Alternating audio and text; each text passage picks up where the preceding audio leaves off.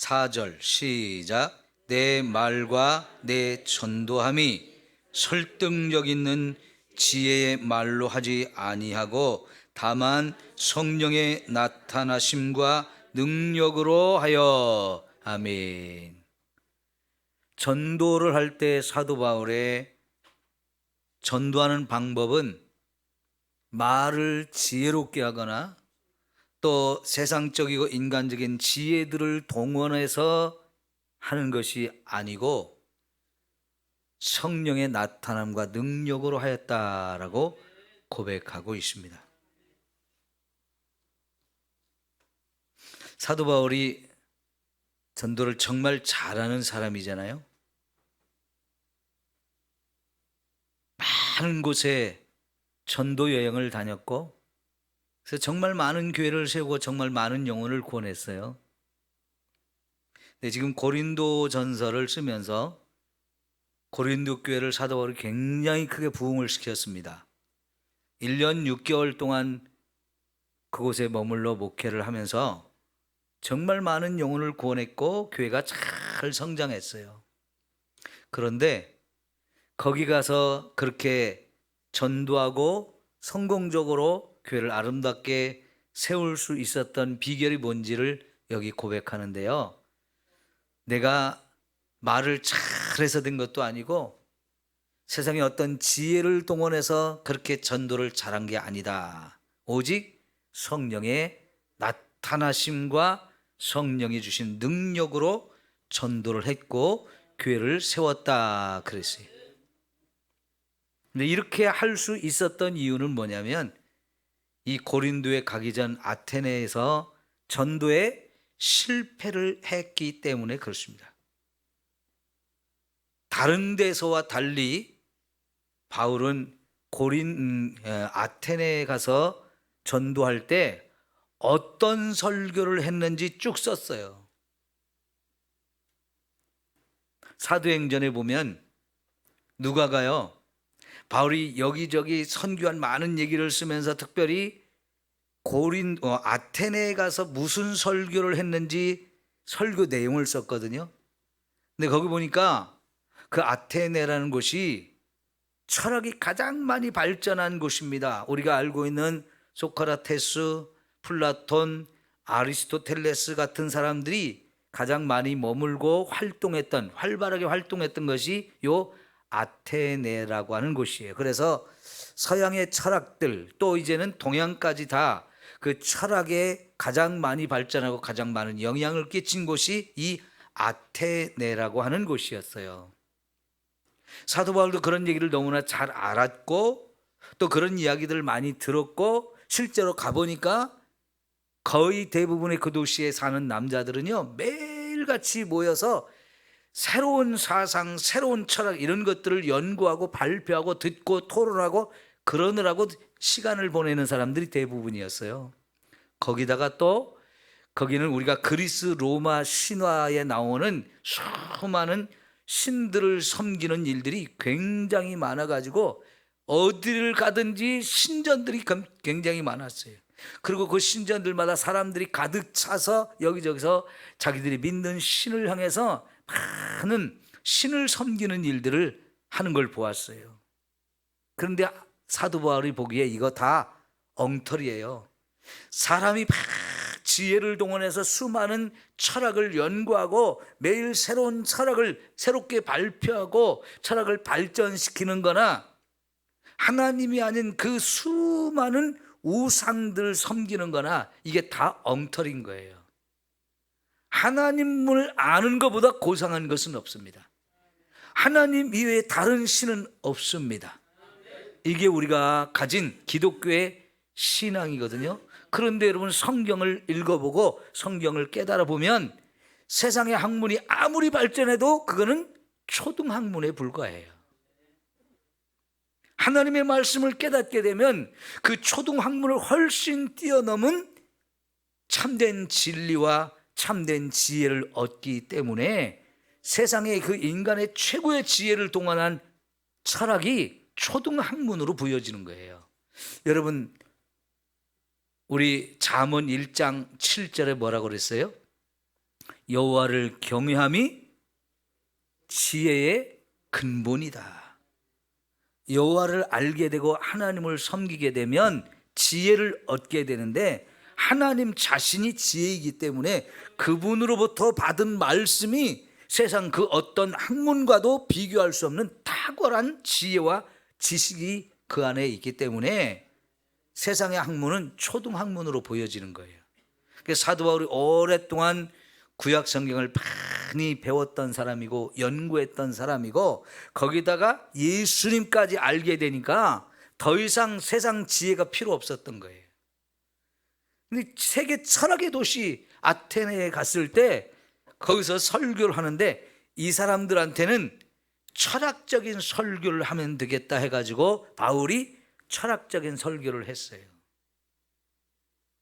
그러면서 거기에 예수님의 죽음과 십자가의 죽음과 부활에 관한 이야기를 전하니까요, 이 사람들은 예수님의 부활에 관한 이야기를 새로운 학문, 새로운 철학이라고 생각하면서 철학적으로 받아들이려고 그래요. 근데 그게 아니라고. 우리가 다 죽을 수밖에 없는 인생인데 그 죽은 자를 다시 살리시는 예수님, 그분을 믿으면 우리가 죽어도 천국에 간다는 이 근본적인 인간의 문제에 대해서 설명을 하는데, 이 사람들은 철학적으로 받으니까 전도가 안 된 거예요. 그러면서 사도 바울이 사람의 지혜 아무리 동원해도 이게 그걸 가지고는 영혼을 구원하는 게 아니구나 하는 걸 깨닫고, 고린도로 가면서 내가 십자가 외에는 다른 것은 전혀 이제 알지 않겠다라고 다짐을 하고 가서 십자가의 복음만 전하는데, 또 십자가의 복음을 전할 때도 사람의 지혜, 사람의 설득력 있는 말 이런 거 다 필요 없다. 성령이 나를 사용해 주셔야 된다. 내가 전도할 때 성령이 거기에 나타나 주셔야 되고, 그래서 그 성령의 역사로 말미암아 사람들이 깨닫고 믿고 구원받는 일이 이루어지는구나, 이거를 깨닫고 나서요, 이제부터는 오직 성령만 의지하고 성령의 주시는 은혜와 능력을 통해서 전도하겠다, 이 결심을 하고 가서 했더니 아테네와는 달리 고린도에서는 어마어마한 사건들이 일어나게 되어지는 거예요. 많은 영혼이 구원받고요, 교회가 왕성하게 성장하는 일을 보았던 거예요. 여러분, 지금도 교회가 영혼구원의 일을 열심히 감당해야 되지 않습니까? 교회가 해야 되는 일, 그게 가장 귀한 일이고 가장 아름다운 일이잖아요. 근데 그 일을 할 때 가장 필요한 것이, 우리들이 열심도 필요하고 헌신도 필요하고 기도도 필요하고 또 여러분의 헌금도 필요하고 전도도 필요하고 다 필요한데, 그 모든 것이 결국은 성령께서 해 주셔야 된다는 거죠. 네? 성령께서 해 주시지 아니하면 이런 은혜가 우리에게 나타날 수가 없다는 얘기예요. 그러므로 여러분, 오늘도 저와 여러분이 성령의 충만한 은혜 가운데 이 귀한 일을 함께 감당할 수 있기를 축원합니다. 그래서 여러분, 우리 교회가 많은 영혼을 구원하는 교회가 되어야 할 줄 믿습니다. 자, 여러분, 이 군산 시내 우리 기장교회만 봐도요, 우리가 60년인데 우리보다 훨씬 오랜 역사를 가진 교회들이 많습니다. 그리고 그런 오랜 역사를 가진 교회들 중에는 우리보다도 훨씬 큰 교회가 많아요. 그러면 여러분, 같이 60년이 넘은 교회들인데 어떤 교회는 훨씬 더 크고 어떤 교회는 좀 적고 그래요. 무슨 차이일까요? 그 교회가 60년 이상의 세월을 지내오는 역사 가운데서 성령의 나타남과 성령의 능력이 더 강력하게 나타났다라고 볼 수 있어요. 여러분, 우리 교회가 지금 그런 성령의 나타남과 성령의 권능이 더 강력해지면 지금보다 훨씬 더 큰 교회로 우리가 성장하게 되어질 줄 믿습니다. 저는 우리 교회가 큰 교회가 되자는 얘기가 아니에요. 큰 교회가 되고 싶어서, 큰 교회에서 목회하는 목사가 되고 싶어서 이런 이야기를 하는 게 아니고요, 정말 우리 교회가 영혼을 구하는 일을 정말 열심히 하자는 거예요. 그 일을 하다 보면 당연히 교회가 성장할 수밖에 없는데, 그런데 그 문제도 결국은 성령의 나타남과 성령의 능력이 우리 가운데 더 활발하게 나타나야만 그게 가능하다 하는 거예요. 저와 여러분의 열심만 가지고는 교회는 성장할 수가 없어요.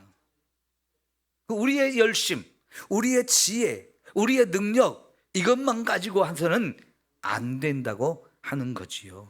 그래서 여러분, 오늘 또 저와 여러분이 이 성령의 나타남과 성령의 권능이 함께하는 이런 교회가 되기 위해서 정말 하나님 앞에 기도하고 이런 은혜를 같이 누리기를 축원합니다. 그러면 저와 여러분 각자의 신앙생활도 성령의 권능을 받아서 성령이 나와 함께 하신 걸 경험하면서 우리의 신앙이 지금보다 훨씬 더 아름답고 귀한 신앙생활이 되어져요.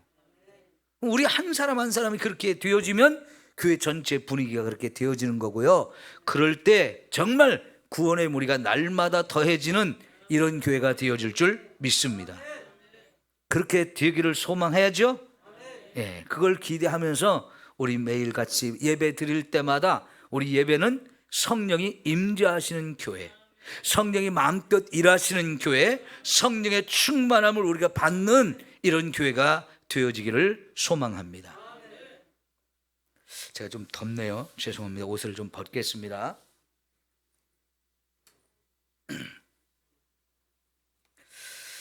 자, 여러분, 제가 오늘 저녁 차 운행을 좀 했는데 유튜브를 통해서 새롭게 하소서를 들으면서 갔다 왔어요.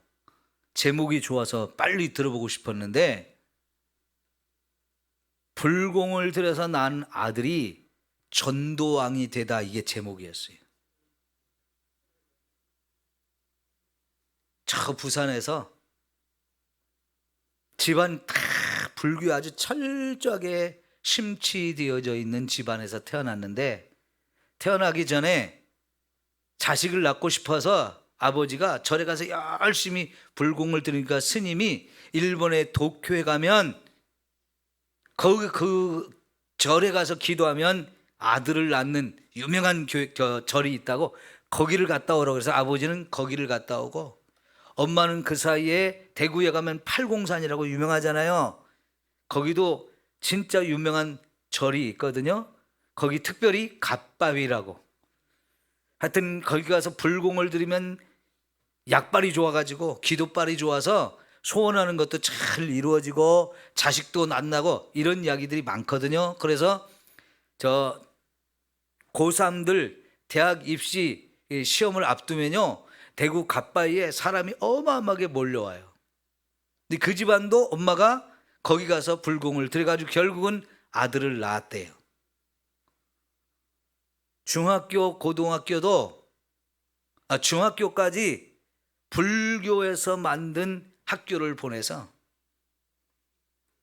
불교 총학생회장을 하고 정말 열심히 불교에 온 가족이 이렇게 심취했었는데, 고등학교를 가는데 기독교 미션 스쿨로 갔어요.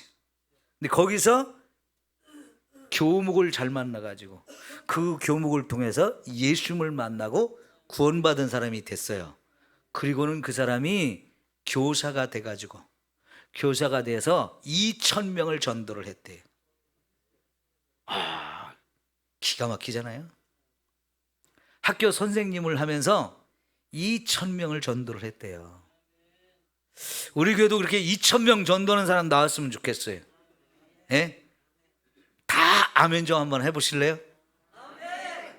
예, 그래요. 우리 교회도 2,000명 전도하는 사람 중 하나 나와야 되지 않겠어요? 60년 역사 자랑하는데 60년 역사 가운데 그런 인물 하나 나와야 되지 않겠어요? 예? 그럼 여러분 우리 교회 확 달라질 거요. 근데 그 한 사람 때문에 온 교회가 달라지고 저와 여러분 다 함께 전도하는 자가 되어지고 많은 영혼을 구원하는 이런 일꾼들이 우리 안에 많이 세워지리라고 저는 믿습니다. 여러분 꿈 좀 가지십시다. 예? 비전을 좀 크게 가져요. 나도 적어도 내가 죽을 때까지 2,000명을 전도하고 죽으리라. 예? 얼마나 멋져요. 그런 꿈 가지면 좋겠죠. 그렇게 호랑이 그리려다가, 사자 그리려다가 비록 고양이를 그리는 한이 있어도 좀 크게 꿈을 갖자고요. 예? 예. 그거 어떻게 되느냐? 우리가 잘나서 되는 게 아니고 성령의 충만함을 받으면 그와 같이 아름다운 일을 이루게 될 줄 믿습니다. 자, 여러분, 지난주하고 오늘하고 연결되어지는 설교인데요, 하나님이 분명히 저와 여러분에게 귀신을 쫓아내고 병든 자를 치유할 수 있는 권세와 능력을 주신다 그랬어요. 지금 우리가 계속해서 금요일 저녁마다 이 권세와 능력, 이 부분에 대해서 계속 말씀드리는데, 요즘에 제가 이 권세를 그럼 우리가 어떻게 사용할 때 가장 효과적이냐 하는 거 지금 말씀드리고 있는데요, 지난주에 3가지 말씀드렸어요. 다 잃어버렸죠? 너무나 중요한 얘기인데, 첫 번째, 이 권세를 가장 능력 있게 사용하려면 예수님과 친밀한 교제를 해야 된다는 거예요. 예수님과 친해져야 된다는 거예요. 자꾸 예수님과 동행하고 예수님의 인도하심을 따르면서 이렇게 예수님과 친하면 친할수록 저와 여러분에게 이 권세와 능력이 더 활발하게 나타날 수 있고 강력하게 그걸 사용할 수 있게 되어진다는 거예요. 두 번째, 이 권세와 능력을 하나님 우리에게 주셨는데, 이미 주셨는데 그걸 더 효과적으로 잘 사용하기 위해서는 예수님의 말씀에 철저하게 순종하는 사람이 되라는 거예요. 내 마음대로 해가지고는 그게 큰 역사가 없어요. 주님의 말씀에 순종해서 할 때 그게 더 효과적으로, 더 능력 있게, 더 강력하게 이 권세와 능력이 저와 여러분을 통해서 나타날 수 있다 하는 거예요. 여러분, 예수님이 제자들 둘씩 짝지어 내보내면서 내가 너희들에게 병을 고치는 능력, 귀신을 쫓아내는 권세 주셨으니까 가서 담대하게 전도하고 담대하게 병든 자를 위해 기도하고 귀신을 향해서 내 이름으로 명령해라, 그리고 쫓아내라. 이렇게 예수님이 보냈을 때 제자들이 진짜 해보니까 그대로 돼가지고 자기들이 놀라서, 야, 이게 되는구나. 돌아올 때는 신나가지고 예수님 말씀대로 하니까요, 정말 많은 귀신이 떠나가고 많은 질병이 치유되는 걸 우리가 경험했습니다. 막 신나서 자랑했는데 그게 다 뭐냐? 예수님의 말씀에 순종하니까 그렇게 됐어요. 여러분, 어떤 선지자도 하나님의 명령에 불순종할 때는요, 그런 일을 할 수가 없었습니다. 선지자들은 철저하게 하나님의 명령에 순종해서 벌거벗고 다니라고 하면 벌거벗고 다녔어요. 아니, 유대인 가운데 하나님이 선지자로 세웠는데, 아니 벌거벗고 다니라고 하는 선지자, 하나님이 그런 이상한 명령을 내리기도 했거든요. 아니, 하나님 나 못합니다, 이런 게 아니고요, 너무나 인간적으로 할 수 없을 것 같은 그런 명령인데도 순종했어요. 어떤 선지자는요, 사람의 인분을 가지고 불을 떼서 거기다가 떡을 구워 먹고 거기다 고기를 구워 먹으라 그러니까, 아이고 하나님, 도대체 이런 명령은 뭡니까? 어떻게 사람의 인분을 가지고 불을 피워서 그걸로 떡을 구워 먹어요? 그 더러운 것을. 그건 또 부정한 거잖아요. 내가 선지자인데 그걸 어떻게 먹어요? 하나님이 그러면은 소, 양 이런 짐승의 똥을 가지고 구워서 먹어라. 좀 그 정도는 바꿔줬어요. 근데 왜 그런 명령을 했을까요? 그만큼 이스라엘 백성들이 더러워졌다는 것을 선지자의 삶을 통해서 보여주기를 원했어요. 호세아 같은 선지자는 창녀하고 결혼을 하라고 하잖아요. 도대체 참 왜 그런 여자를 나한테 주고 그런 여자한테 결혼을 하라고 합니까? 내가 선지자인데. 그래도 선지자가 순종을 했는데, 하나님 왜 그런 명령을 했느냐면 이스라엘 백성이 하나님을 떠나가지고 이방 신들을 자꾸 섬기니까 그거는 창녀와 같이 되어진 거라. 그럼에도 불구하고 하나님이 그런 창녀를 호세아 선지자가 사랑해서 자기 아내를 삼고 자식을 낳고 같이 사는 것처럼 나는 너희들을 그럼에도 불구하고 사랑한다, 이걸 가르쳐 주기 위해서 그런 명령을 내리거든요. 그러니까 선지자들은요, 말도 안 되는 하나님의 명령에도 항상 순종을 했고요. 그러다 보니까 대단한 선지자로서의 사명을 감당하거든요. 그러니까 우리가요, 하나님 백성으로서 이렇게 살아가면서 주님이 주신 이 권세와 능력, 너무나 소중한, 세상은 흉내낼 수 없고 세상은 보지도 못했던 이런 것들을 우리가 하려면 진짜 하나님 말씀에 철저하게 순종하는 사람이 되어야 하는 거죠. 세 번째가 뭐였느냐면, 우리가 항상 영적 전쟁터에 살고 있다는 걸 생각하고 늘 깨어 있어야 된다는 거였어요. 정신 바짝 차리고 하나님의 전신갑주를 입고 악한 원수 마귀와 싸워서 이겨야 된다는 이 마음을 가지고 늘 깨어 있어야 이런 하나님 주신 권세와 능력을 잘 사용할 수 있다 그랬습니다. 오늘 마지막으로 볼 것이 바로 성령의 나타남과 능력으로 이런 일을 감당해야 된다 하는 거예요. 그런데 이걸 오늘 구체적으로 설명하기 전에 지난주에 말씀드린 세 가지, 오늘 한 가지 이렇게 합하면 결국은 그 뭐냐면 사실 신앙생활의 가장 기본적이고 중요한 거예요. 우리가 신앙생활을 제대로 하려면 예수님과 동행하고 친밀해지고 예수님의 말씀에 순종하고 항상 내가 영적 전쟁터에 살고 있기 때문에 정신 바짝 차리고 깨어서 제대로 신앙생활 하려고 노력하는 거, 이게 가장 기본적이고 가장 중요한 거거든요. 자, 그러면요, 생각해 보세요. 지금 하나님이 저와 여러분이 주신 이 권세와 능력을 가지고 막 사용하면서 영혼권의 아름다운 일을 감당해야 되는데, 이거는 신앙생활 중에서도 최고의 모습이에요. 최고, 가장 멋지고 아름다운, 정말 열심히 헌신되어져 있고 정말 하나님이 가장 기뻐하는 일을 하는 최고 수준의 모습이거든요. 근데 그 최고 수준의 모습, 그거를 하려면 결국은 기초가 튼튼해야 되는 거예요. 기초가 튼튼하지 아니하면 올라가면 올라갈수록 위험해지는 거예요. 높아지면 높아질수록 기초가 튼튼하지 않으면 더 불안한 거예요. 가장 신앙생활의 가장 기초하고 가장 중요한 것은 결국 하나님과 그렇게 가까이 친밀하게 이 관계를 유지하는 거고요. 그래서 하나님 말씀에는 언제나 예하면서 철저한 순종의 삶이 되어 있어야 되고, 이 정도 했으면 됐지 하면서 이제 나 괜찮아 하면서 나태하고 게을러지고 방심하고 이러다가 한 방 맞기 쉽기 때문에요, 항상 내가 영적 전쟁터의 한복판에 있다. 사탄은 우는 사자같이 산길자를 두루두루 다니면서 찾고 있는데 내가 거기에 걸려드는 자가 되지 않아야 돼. 사탄의 밥이 되는 순간, 한순간에 그냥 사로잡히는 거예요. 우리 신앙생활 늘 이렇게 정신 차리지 않으면 안 되는데요, 거기다가 이제 꼭 필요한 게 성령의 충만한 은혜를 힘입는 겁니다.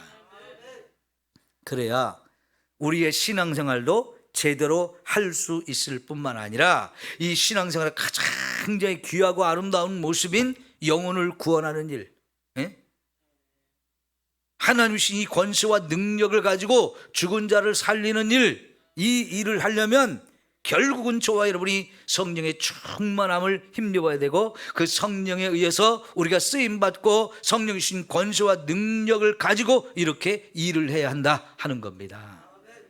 자, 그래서 오늘 이 성령의 나타남과 능력을 가진 자가 되자 하는 건데, 이 성령의 나타남과 능력, 가장 기본적인 것부터 정리해 봅시다. 성령의 세례와 성령 충만이라는 게 있어요. 한번 따라 합시다. 성령 세례, 성령 충만. 성령 세례는 다른 말로 하면 저와 여러분이 성령을 받는 거예요. 자, 어떤 사람이 성령을 받나요?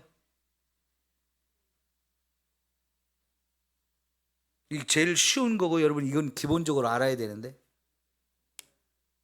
예수님을 믿는 자에게 하나님이 성령을 다 선물로 주십니다. 로마서 8장을 한번 찾아볼게요.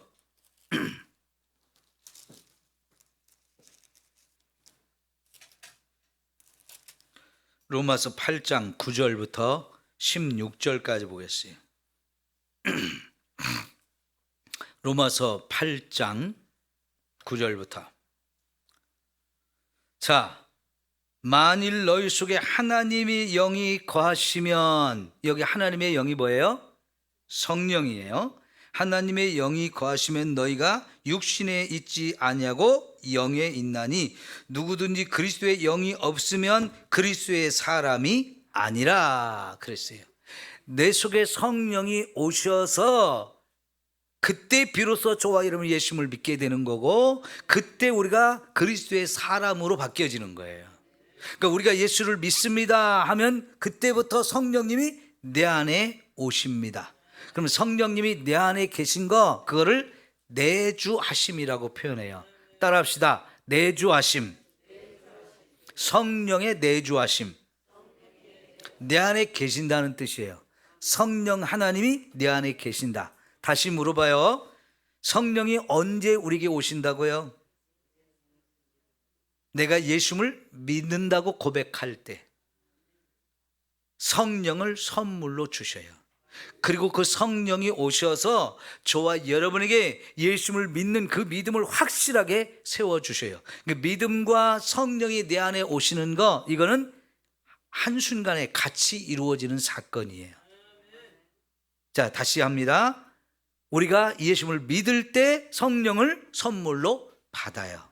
그러면 성령님 내 안에 와 계시죠? 성령이 내 안에 계신 걸, 그걸 내주하심, 내 안에 계신다 그런 뜻이고요. 그거를 성령의 세례라고 그래요. 성령 세례. 그러니까 성령 세례는 우리가 예수를 믿을 때 받는 이 성령의 오심, 성령이 내 안에 오시는 것을 성령 세례라고 말합니다. 그러니까 여기 예수 믿는 사람이라면 저와 여러분 모두의 마음속에 누가 계신 거예요? 예수님도 계시고 성령님도 계신 거예요. 그 성령이 내 안에 계시면서, 야, 내가 하나님을 믿는 사람이다, 예수님을 믿는 사람이다, 이걸 가르쳐 주시고 깨닫게 하셔서 이제 하나님을 나의 아버지라고 부르게 되어지는 거예요. 자, 그러면 9절 봤는데 10절부터 16절까지 볼게요. 또 그리스도께서 너희 안에 계시면 몸은 죄로 말미암아 죽은 것이요 그 죽은 것이나 영은 의로 말미암아 살아있는 것이니라. 여기 10절에는 그리스도께서 너희 안에 계시면 그랬어요. 그러니까 예수님이 내 안에 계시다는 거, 성령님이 내 안에 계신 거와 똑같은 말이에요.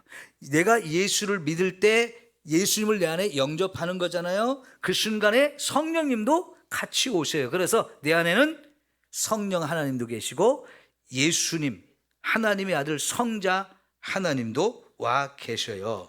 자, 그 다음에 11절, 예수를 죽은 자 가운데서 살리신 이의 영이 너희 안에 거하시면 그리스도 예수를 죽은 자 가운데 살리신 이가 너희 안에 거하시는 그의 영으로 말미암아 너희 죽을 몸도 살리시리라. 예수가 죽었지만 그분을 살리신 분이 하나님이죠. 성령 하나님이고 성부 하나님이 예수를 살렸어요. 그런데 예수를 살리신 그 영이 내 안에 와 계신단 말이에요. 성령님이 내 안에 계시면 우리가 죽어도 우리도 다시 살려주신다는 얘기예요. 우리도 부활시켜준다는 거죠. 12절, 그러므로 형제들아 우리가 빚진 자로 돼 육신에게 져서 육신대로 살 것이 아니니라. 너희가 육신대로 살면 반드시 죽을 것이로되 영으로서 몸의 행실을 죽이면 살리니 무릇 하나님의 영으로 인도함을 받는 사람은 하나님의 아들이라. 요 12절부터 14절까지는 제가 이따 다시 설명드리고요. 자, 16절, 너희는 다시 무수하는 종의 영을 받지 아니하고 양자의 영을 받았으므로 우리가 아빠 아버지라고 부르짖느니라. 성령이 친히 우리의 영과 더불어 우리가 하나님의 자녀인 것을 증언하시나니. 성령이 나의 영과 더불어 하나님의 영인 성령이 내 안에 계시면서 내 영에게 뭘 가르쳐주냐면, 야, 너의 아버지가 하나님이야, 하나님이 너의 아버지야라고 이걸 가르쳐 주셔서 우리가 드디어 하나님을 아빠라고 부를 수 있게 되었다는 거예요. 누가 그렇게 했다고요? 성령님이요. 이게 성령님이 내 안에 오신 것을 말씀해요. 성령님이 오신 걸 말씀해요. 자, 그런 다음에 이거를 아까 이제 성령 오신 거 성령 세례라고 그랬죠? 그 다음에 이제 배울 것이 성령의 충만함이에요. 그 성령의 충만함이 뭐냐? 자, 여기 12절부터 볼게요. 그러므로 형제들아, 14절. 무릇 하나님의 영으로 뭘 받아요? 인도함을 받는 사람은 곧 하나님의 아들이라 그랬어요. 하나님의 영에 뭘 받아요? 하나님의 영으로 인도함을 받는다는 거예요. 인도함을 받는다는 얘기는요, 이렇게 하라 저렇게 하라 성령님이 우리에게 가르쳐 주시는 거예요. 무엇을 할 건지, 어떻게 살 건지, 어느 길로 갈 건지, 이런 것들을 성령께서 가르쳐 주시면서 너 이렇게 해라고 우리를 그걸 인도하는 거라고 그래요. 그러면 여러분, 우리가 성령이 인도하는 대로 따라가야 돼요? 안 따라가도 돼요? 따라가야 됩니다. 그런데 성령의 인도하심을 무시하고 내 마음대로 할 때도 많아요. 성령이 내 안에 계셔요. 내 안에 계신 성령님이 아무개야, 오늘 금요일인데 예배 자리에 가야지 하고 성령께서 저와 여러분에게 말씀을 하시고, 그래서 그 성령의 인도하심을 따라 오늘 여러분이 이 밤에 왔어요. 그 성령의 인도하심에 따른 거지요. 오늘 교회를 안 오신 분들은 성령님이 인도하지 않아서 안 왔을까요? 예수를 믿는 사람들이라면 금요일 저녁에 그 예배가 있는 날이에요. 근데 왜 그분들은 이 자리에 안 왔을까요? 그분들에게도 분명히 성령님께서 오늘 예배가 있는 날이다, 교회 가야 된다라고 인도하셨지만 불순종하기 때문에 못 오는 거예요. 근데 그게 한 번, 두 번 계속 반복되잖아요. 그러면 성령이 저와 여러분에게 인도하심이 점점 약해져요. 왜? 성령이 우리를 인도하는데 자꾸 거부하니까요.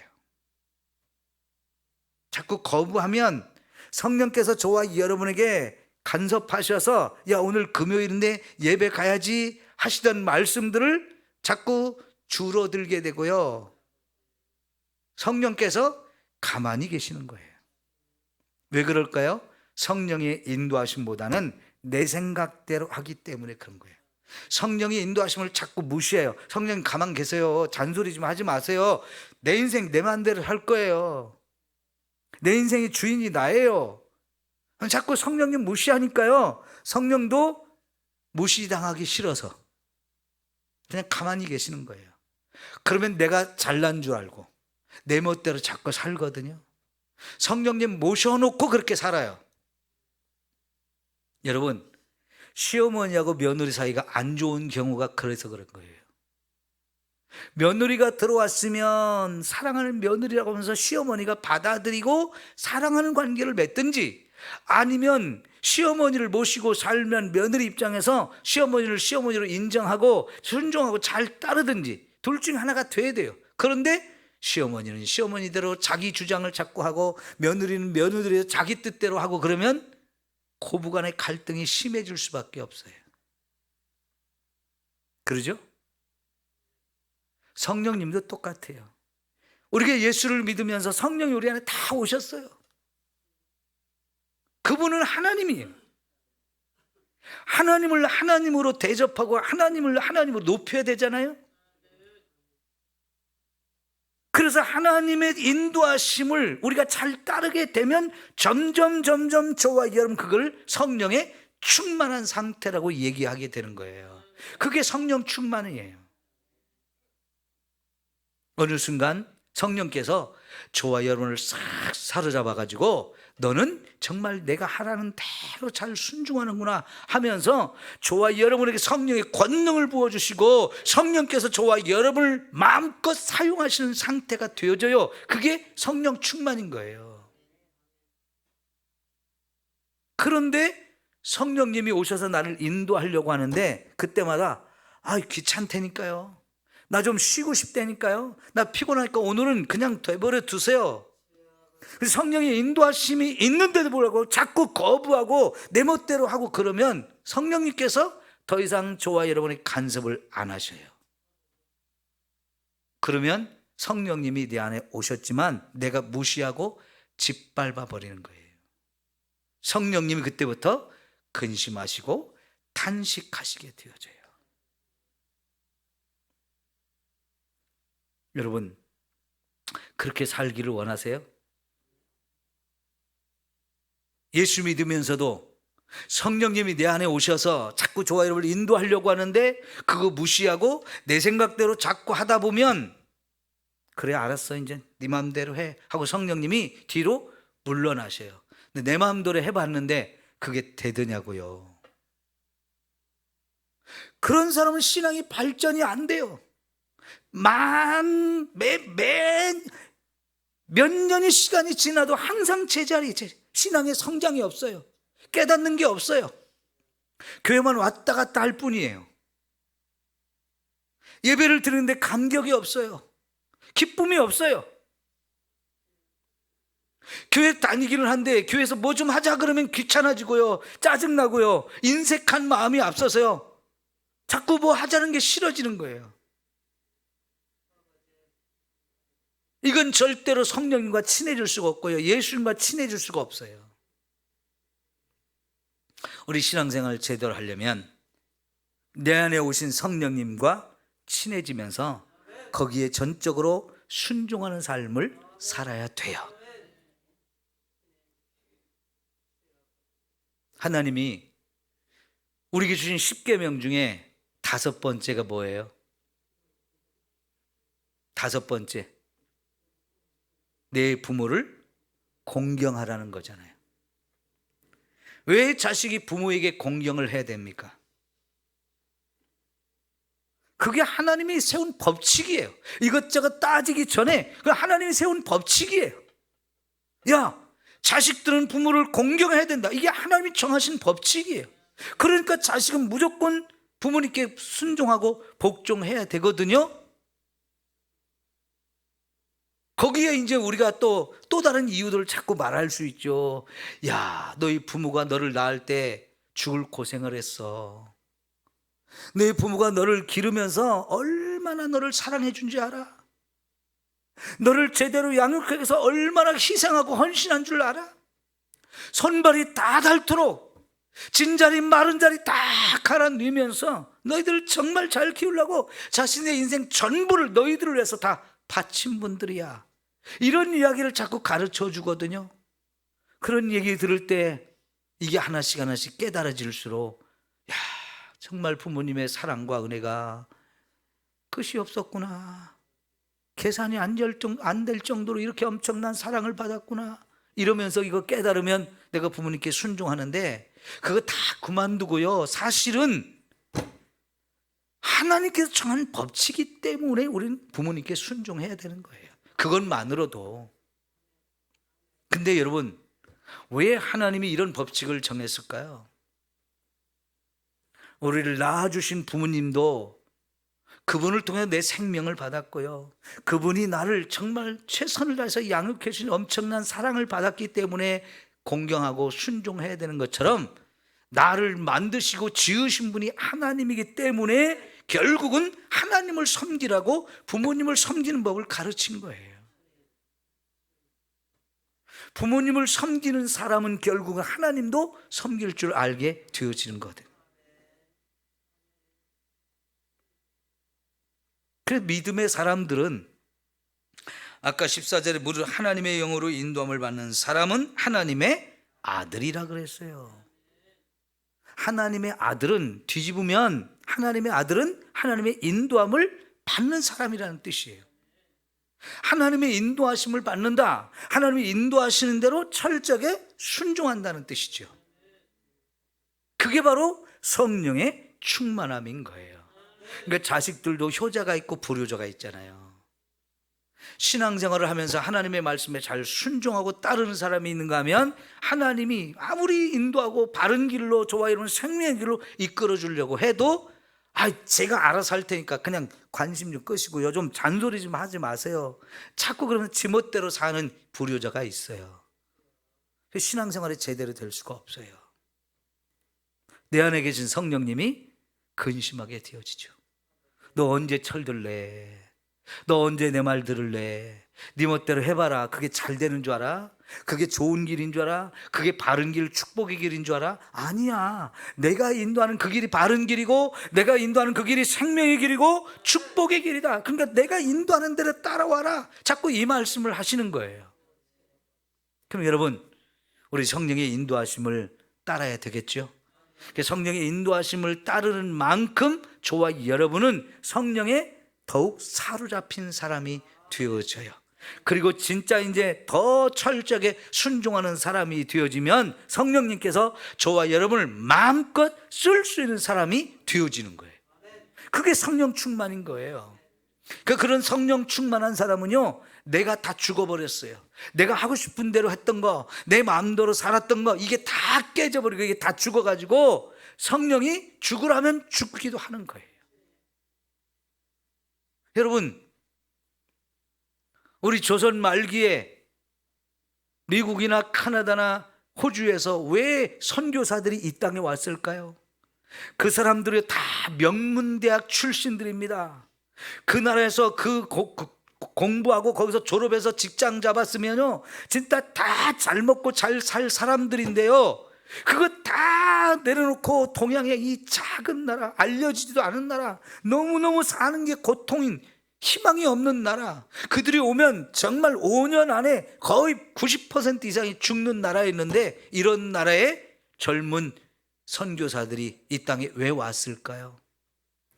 하나님이 가라고 하시니까 간 거예요.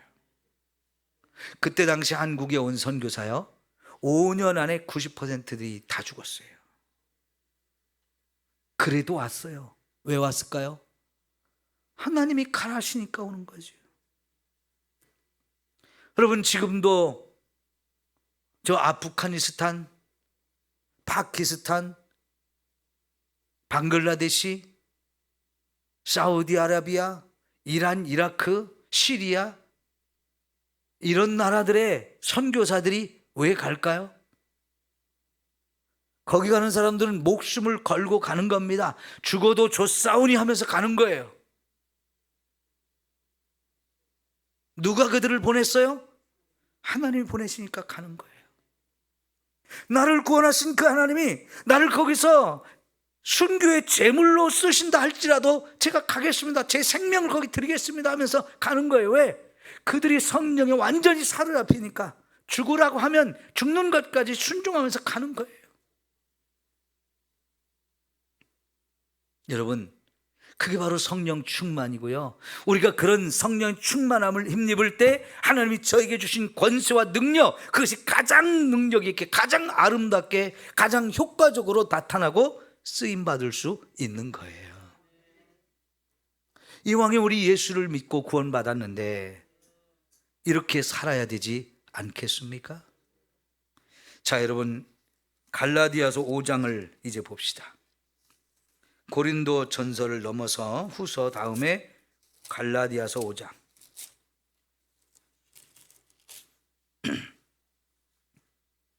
16절부터 볼게요. 갈라디아서 5장 16절. 마지막 절까지 봐야 되는데요, 전에 많이 봤던 말씀입니다.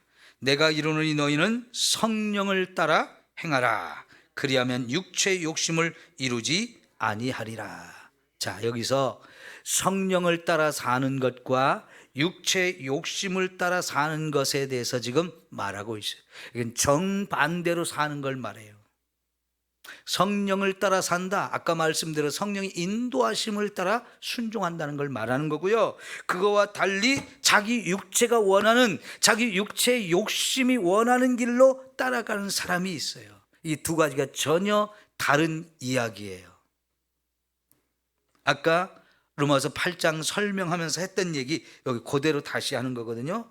육체의 소욕은 성령을 거스르고 성령은 육체를 거스르나니 이 둘이 서로 대적함으로 너희가 원하는 것을 하지 못하게 하려 함이니라 그랬어요. 여러분, 우리 속에서 성령의 인도하심과 내 육체가 원하는 것이 서로 다른 방향으로 우리를 끌고 가려고 싸우고 있다는 거예요. 내 안에서 싸우고 있는 거예요. 나를 두고.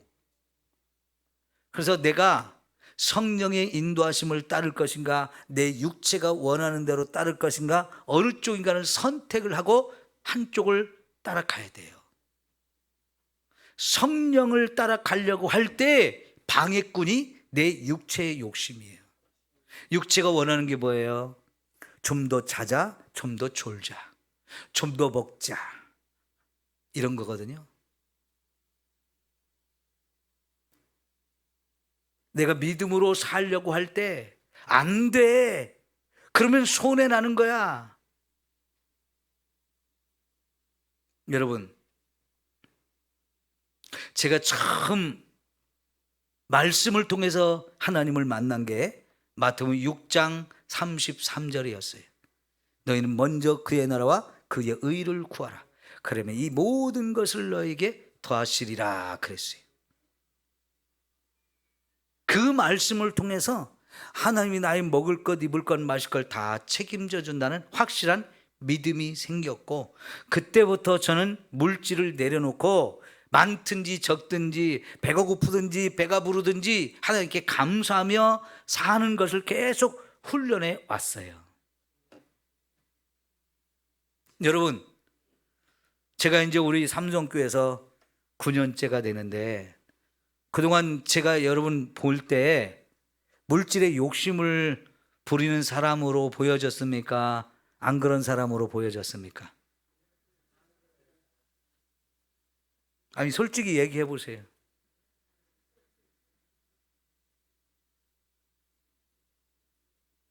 물론 저도요, 물질의 욕심이 없는 건 아니에요. 왜? 사람이니까요.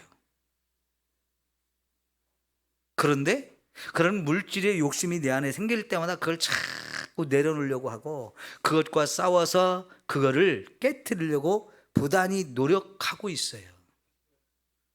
언제부턴가 저도 물질의 욕심이 생길 수도 있어요. 그래가지고 여러분한테 자꾸 물질적인 걸 자꾸 요구할 수도 있어요. 그러면 여러분이 볼 때, 아, 우리 목사님이 물질의 욕심이 생겼구나, 타락했구나, 그렇게 보시면 돼요. 근데 제가 말씀으로 처음 하나님을 만난 게 마태복음 6장 33절이다 보니까요, 나는 그의 나라와 그의 의를 구하면 하나님이 내 먹을 것, 입을 것, 마실 걸 다 책임져 준다는 확실한 믿음이 세워지다 보니까 그 물질의 욕심을 내려놓으려고 부단히 제가 제 자신에 있는 속사람하고 싸워서 제가 이기기 때문에 물질의 욕심을 안 부리려고 해요. 제가 여러분보다 헌금을 더 하려고 늘 애써요.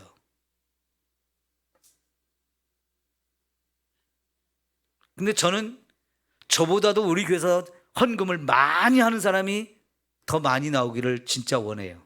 여러분이 축복받아가지고, 여러분 축복받아서 저보다 훨씬 헌금을 많이 하는 사람이 많이 왔으면 좋겠어요.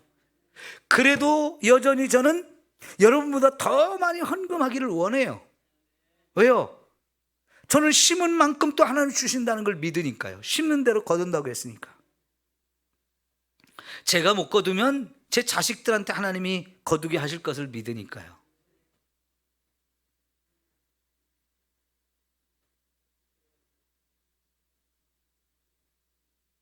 여러분, 제가 물질의 욕심을 가졌으면 이제 제가 은퇴할 때까지 여기서 목회한다고 예를 들어 가정을 하면 한 10년 정도 남았거든요. 그러면 퇴직금 준비해 달라고 제가 여러분에게 요구할 거예요. 그런데 저는 그런 얘기 여러분에게 안 하려고 합니다. 아니, 나 이제 60 넘었는데 차 좀 하나 사주십시오, 이런 얘기도 할 거 아니겠어요? 근데 안 하려고 그래요. 왜요? 그건 저한테 중요한 게 아니기 때문에요. 왜? 이미 그걸 하나님께 다 맡겼거든요. 여러분, 많이 주시면 많이 받고 적게 주시면 적게 받고, 저는 그것에 대해서 많다 적다 여러분하고 씨름하고 싸우고 많이 가지려고 막 욕심 부리고 그런 거 안 하려고 그래요. 왜? 그게 저를 추악하게 만들기 때문에, 저를 타락하게 만들기 때문에.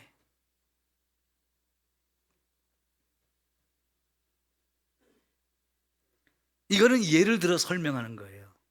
여러분에게도 내 육체가 원하는 걸 찾고 있어요.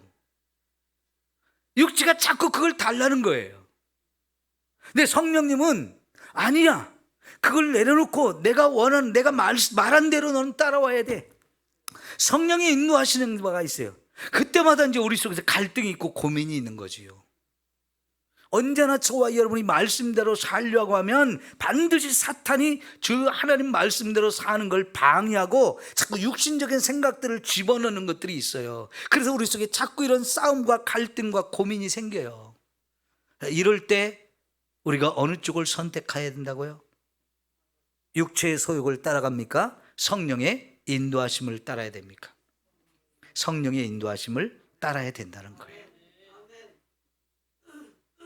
저의 하나의 간증을 여러분에게 드렸는데, 그거는 예를 들어 설명한 거고요. 저와 여러분이 매사에 그렇게 우리 안에서 뭔가를 하나님 말씀대로 살려고 하면 반드시 사탄이 그걸 방해하기 위해서 다른 방향을 자꾸 생각을 집어넣어요. 육체가 원하는 것들을 자꾸 따지게 하고 계산하게 하고 해가지고 그 못하게 만들어요. 헌신을 못하게 하고, 인색한 마음을 갖게 하고, 자꾸만 나의 개인적인 인간적인 욕심들을 자꾸 품게 하고요. 그래서 하나님 말씀대로 자꾸 못 살게 하거든요. 거기에 지는 만큼 우리는 믿음이 연약해지고 다운이 되어지는 거예요. 그러나 성령의 인도하심에 한 번, 두 번 따르게 되다 보면 성령께서 저와 여러분을 더 정말 붙들고 성령이 진짜 원하시는 길로 한 걸음 한 걸음 이끌고 가시기 때문에 거기서 최고의 감사와 최고의 은혜가 우리에게 주어지는 거죠. 그래서 우리에게는 성령의 나타남과 성령의 권능이 임하는 거예요. 이게 진짜 최고의 신앙생활을 하는 거고요. 하나님 주신 이 힘과 능력이 저와 여러분 가장 아름답게 표현되고 나타날 수 있는 거예요. 그런 사람에게는 성령의 은사도 더 많이 부어주고, 그런 사람에게는 성령의 열매도 맺게 하는데, 성령의 은사는 우리가 하나님 맡겨준 일을 감당할 만한 능력을 자꾸 더 많이 부어주는 거고요. 성령의 열매는 그렇게 성령의 인도하심을 따라가다 보면 내 성품도 변화되고 인격도 달라지는 놀라운 속사람의 변화가 막 일어나는 거예요. 사람은 안 변한다고 그러잖아요. 정말 안 변하는데 성령에 사로잡히면 변해요. 그게 진짜 변하는 거예요. 성령의 열매가 맺혀지면 진짜 우리의 속사람이 변해서 인격과 성품까지 변화되어지는 이 놀라운 일이 우리에게 주어지는 거죠. 그 자리까지 우리가 가야 합니다. 여러분, 오늘도 내 능력, 내 지혜 다 동원하는 것도 필요하지만 그것을 내려놓고요, 성령님이 해 주십시오. 성령님이 나를 써 주십시오. 성령의 은사와 능력이 나를 통해서 나타날 수 있게 해 주십시오. 내 힘, 내 능력이 아니라 성령의 권세, 성령의 능력이 나를 통해서 나타나지는, 나는 하나님의 도구가 되어지는 이런 삶을 살게 해달라고 하나님께 기도해야 돼요. 그럴 때 우리가 순종하게 되어지고, 그래서 성령님이 저를 확 사로잡고, 그래 이제 너는 내 마음대로 내 뜻을 위해서 내가 너를 쓰겠다, 이렇게 되어지거든요. 이 놀라운 은혜가 우리 모두에게 있기를 축원합니다. 이거를 위해서 끊임없이 여러분 기도하시고요, 우리 가운데 한 사람 한 사람 그렇게 다 변화되어서 성령의 사람이 되십시오. 성령의 충만한 은혜를 누리며 사는 저와 여러분 되기를 축원합니다. 기도합시다.